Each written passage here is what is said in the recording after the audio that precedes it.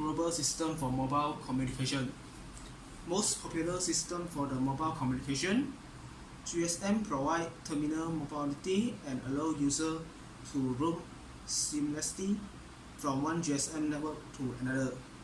In fact, the subscriber identifier is inserted in a subscriber identifier modular SIM that can be added to another GSM mobile terminal. Global system for mobile communication. The SIM carries sensitive data that are entitled to authenticate the subscriber and provide confidentiality of the exchange messages. The first communal GSM service was deployed in 1991 and in 1994. The phase 2 of the GSM certification was complete. GSM infrastructure. GSM is a PLMN. PLMN is for Public Land Mobile Network. Several providers set up mobile network following the GSM standard within each country. Component: MS Mobile Station, PS Base Station, MSC Mobile Switching Center, LR Location Register. Subsystem: RSS, Radio Subsystem, Cover or Radio Asset. NSS Network and Switching Subsystem, Queue Forwarding Handover Switching. OSS Operating Subsystem, Management of the Network. The Mobile Station MS. The MS is carried by the subscriber. It is constructed by the mobile equipment and a smart card, referred to as the subscriber identifier modules. The typical ME is the mobile phone. Insert into the ME, the SIM card allows the subscriber to receive call at the ME and make call from the ME. The base station subsystem BSS. The BSS controls the radio relay task and provide connectivity between the network and the mobile station via the radio interface. It consists of the base transceiver station BTS. The BTS set up the radio transceiver that handle the radio link with the MS and cover a radio cell identified by the BTS. The BTS, the base station controller BSC. The BSC manage the radio communication and take care of all the needed control functions. It also controls a set of BTS.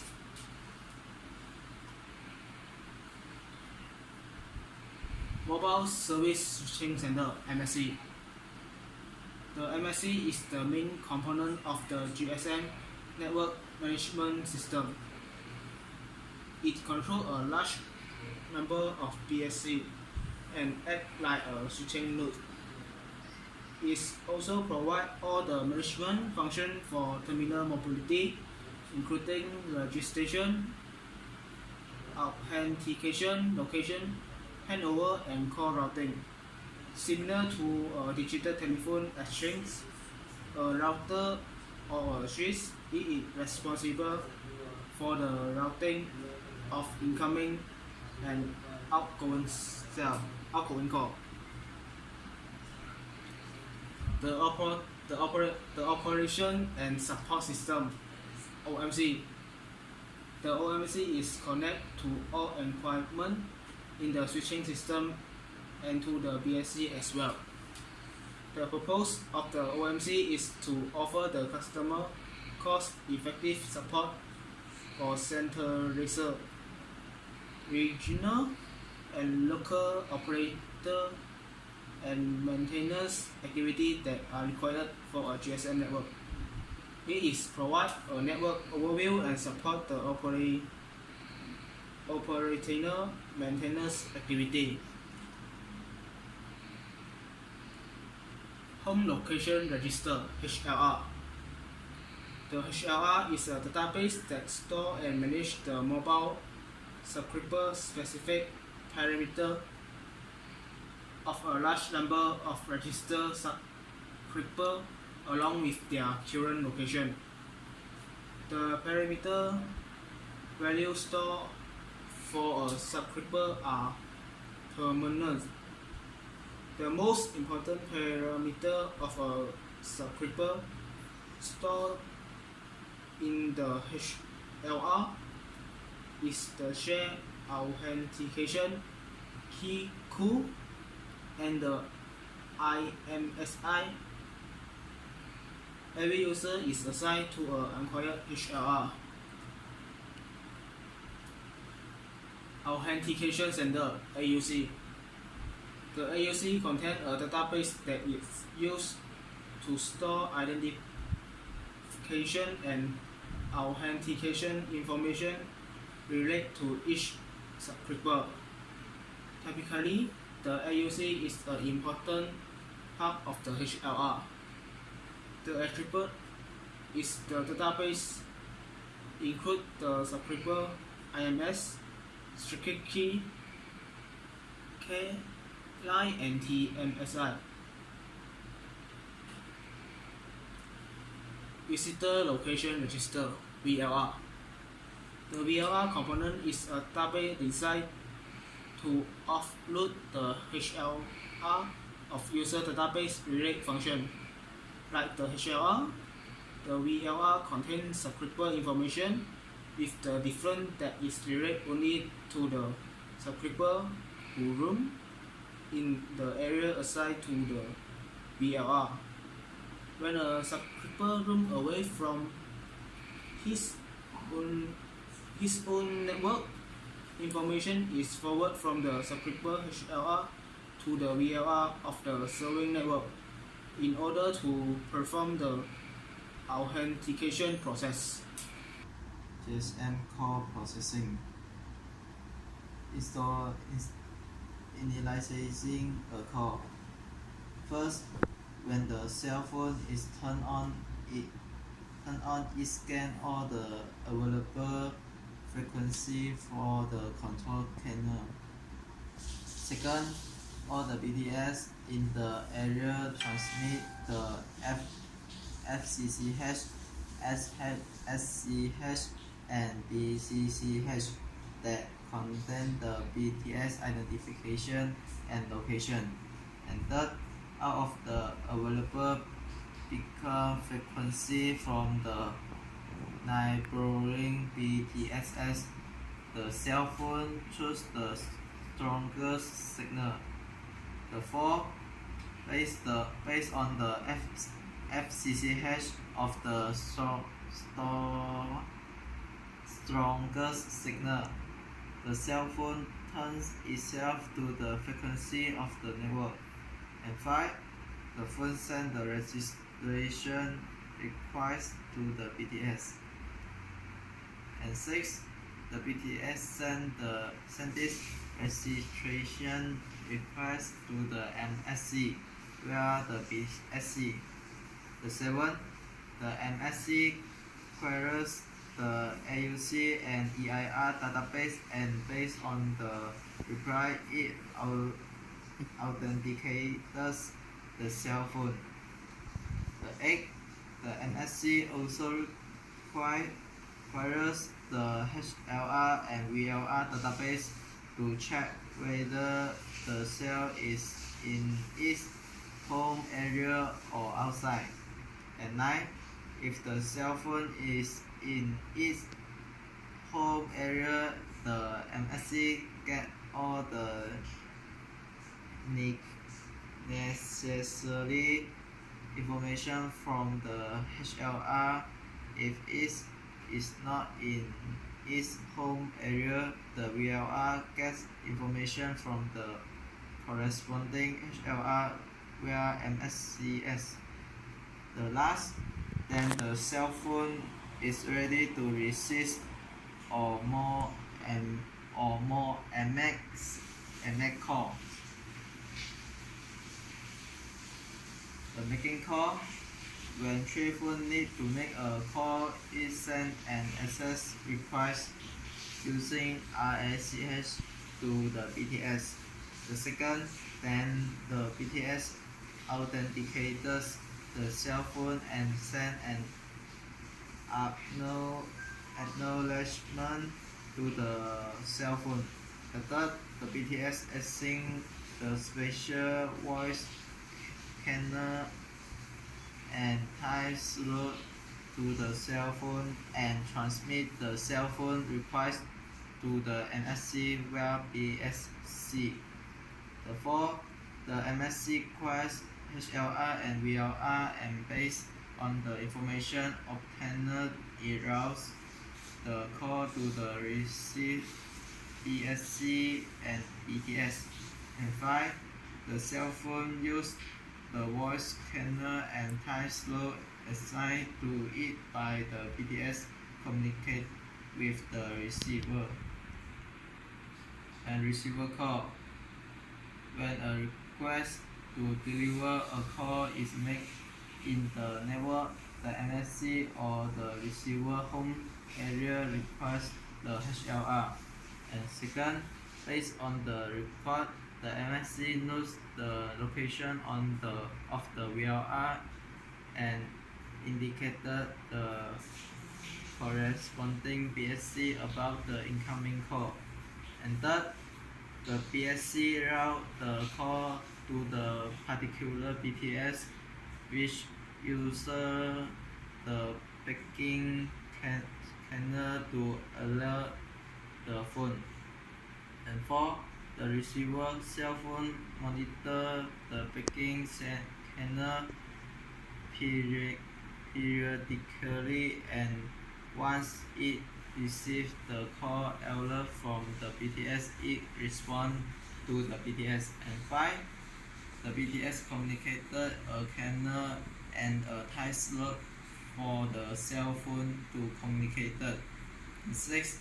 Now the call is established. And GSM security. GSM security has 3 types. And first is personal identification number PIN. And second is user authentication. And third is DMSI based security. And first, personal identification number. The PIN is stored on the SIM card of the cell phone. And second, when the cell phone turn on, the SIM check the PIN. And third, in case of 1040 PUK inputs, the SIM is locked and the subscriber must ask a new SIM. And last, the security measure is within the cell phone and the service provider is not involved.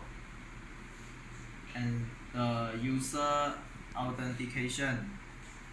The user authentication is a machine for encrypting messages in a GSM network. The network sends random data to cell phone IND. Each cell phone is allocated a secure key KI. Using RAID and KI and the A3 encryption algorithm, the cell phone generates a signal result SRES, which is then sent to the network. The network compares its SRES with the SRES generated by the phone, and case of the mesh, the cell phone is connected to the network. The TMSI key-based security is most used in GSM cellular network.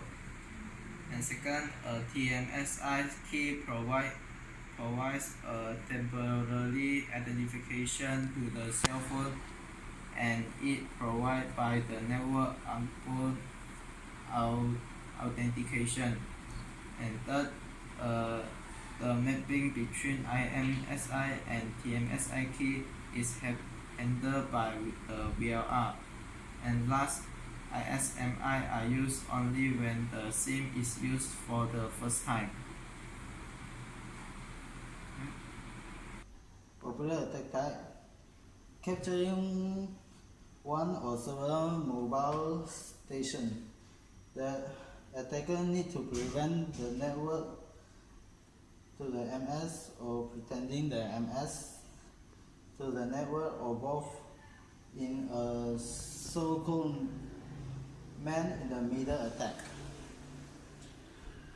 Next, the required equipment is an adjust and modified BTS and MS bundle. I see. Capturing one or several mobile stations. Before an action attack, the attacker may have to eavesdrop the MS. In a manner, an attacker with a fake BTS providing higher power level than the BTS between the victim MS and legitimate BTS. Force the MS use the BTS. After capturing MS identity, the attacker will then use this to provide fabricated message on behalf of a legitimate subscriber.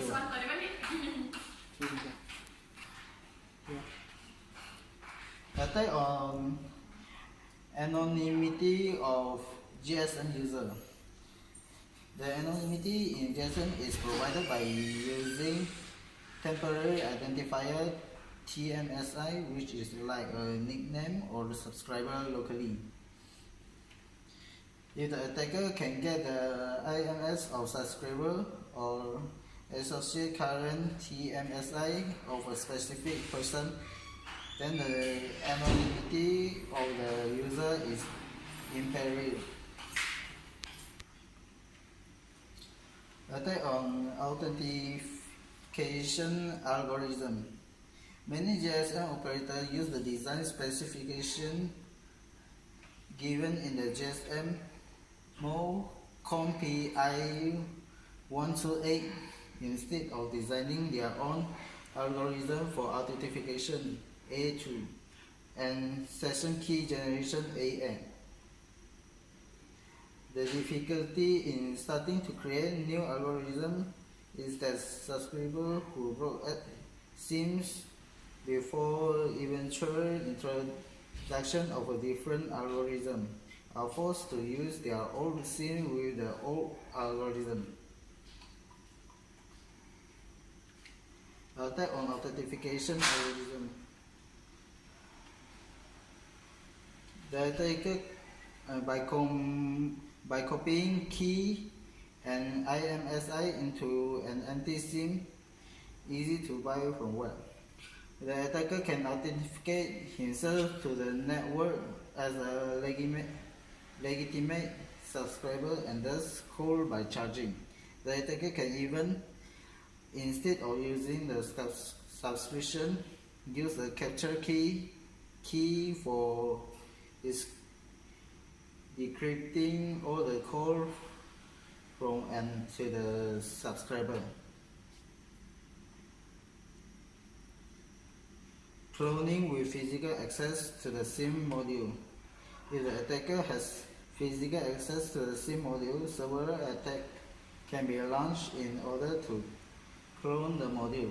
Some of these attacks based on using flaws in the cryptography or algorithm reside in the smart card, while others use vulnerability in the smart card itself. Cloning over the air. The attacker can even platform the attack over the air, making use of a fake base station. Apart from this equipment, the attacker needs to know the target IMSI or TMS. The MS is required to respond to every challenge made by the GSM network. This process continues until the attacker has got the required number or pair to be able to initiate the cloning procedure.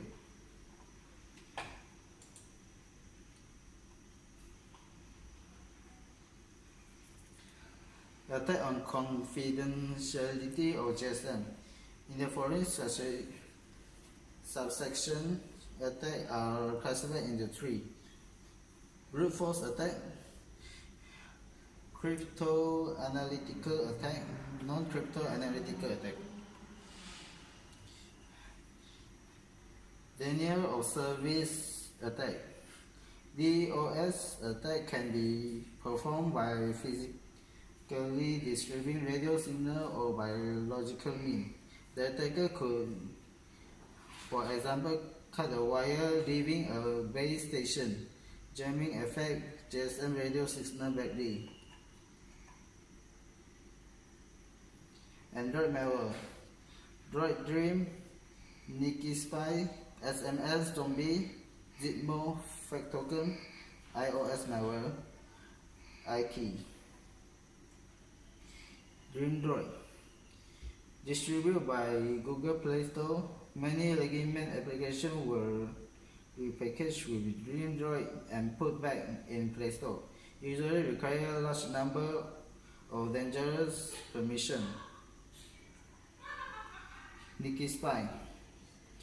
Spy on victim based on information recorded on phone, sound, picture, location, SMS, phone call, and file stored on file system, commonly being packaged into other popular software.